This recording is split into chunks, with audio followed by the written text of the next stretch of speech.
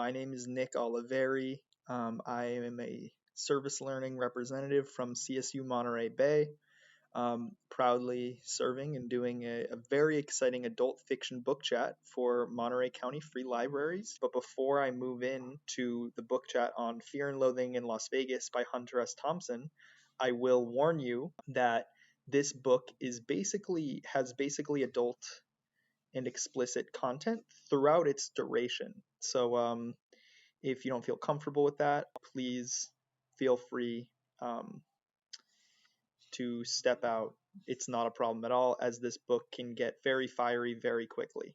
In fact, it opens that way. Fear and Loathing in Las Vegas by Hunter S. Thompson. So Hunter S. Thompson was a very enigmatic, fiery, huge personality and a very actually prolific and prominent journalist for the Rolling Stone as the Rolling Stone was coming up as a magazine. Hunter S. Thompson, in his writing style, was actually very economic, we'll say, or minimalist is another way of approaching Hunter's writing style. It was actually said that Hunter S. Thompson copied The Great Gatsby by one of his favorite authors, F. Scott Fitzgerald. He copied it word for word on a typewriter 37 times to, quote, see how a master writes.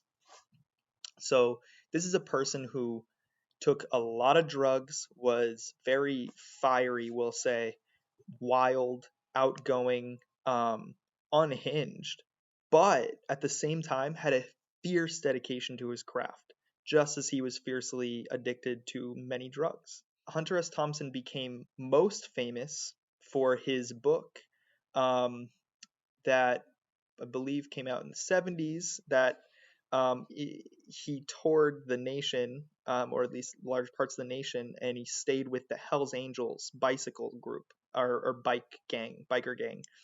And they were and are a notorious, very vicious and violent biker gang.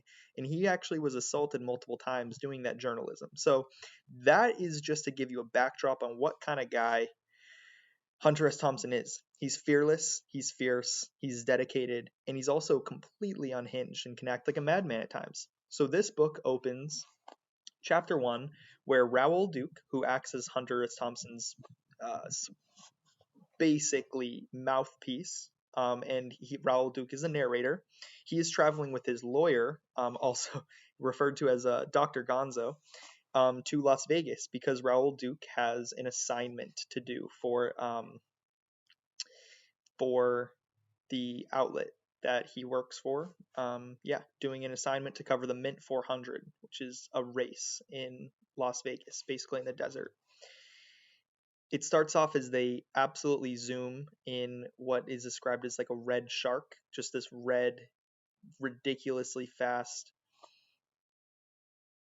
convertible. And they have all sorts of drugs in this high-speed car. I mentioned this in chapter 1 because that's how the rest of the book is. It's them doing drugs. It's Raoul Duke basically tripping on acid and forgetting assignments, spending way too much. He basically goes broke in the middle of this trip. They harass people. They are just caught off guard so many times. They're drugged up the whole time. So when he covers the Mint 400, it's basically just like a trip. And Hunter S. Thompson pioneered what was referred to as gonzo journalism, where basically he inserts a large part of his perspective onto the scene of what's happening. Well, that's exactly what happened with the Mint 400 in this race in the novel. He was tripping on so many drugs. He was so drunk as well that he put in his own trippy, drugged out experience into the race, and he described mainly the people who were there. And it was just filled with so much depravity, as the rest of the novel is. Now, you hear me saying this and you say, Nick, why? This sounds like depravity and just fearsome debauchery the whole way through for no reason. Well, it is debaucherous. It is depraved, it is wild, it is messy, but it's not for no reason. This book is not for no reason. In fact, Hunter S. Thompson was a wildly political figure as well. It is clearly stated that Raoul Duke is hunting, and Hunter S. Thompson in his mind as he writes this is as well, is hunting or searching for the American dream. That's what this book is about.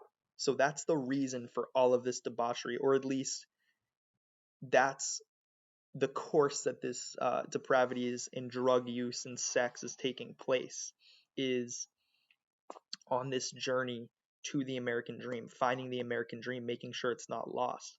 But guess what? It is lost. From Hunter S. Thompson's point of view, from this novel's point of view, the American dream is good as gone. And so for such a well-written book and for such a fast-paced book, Hunter actually gives a very bleak view of America, a very bleak view of Western culture in general, very bleak view of consumerism, of capitalism, and the modern day US legal system. So I'm going to leave it there. I would highly encourage you to check this book out. There it is, folks. Fear and Loathing in Las Vegas. Like I said, I'm Nick Oliveri. I appreciate you viewing, and we hope to see you again.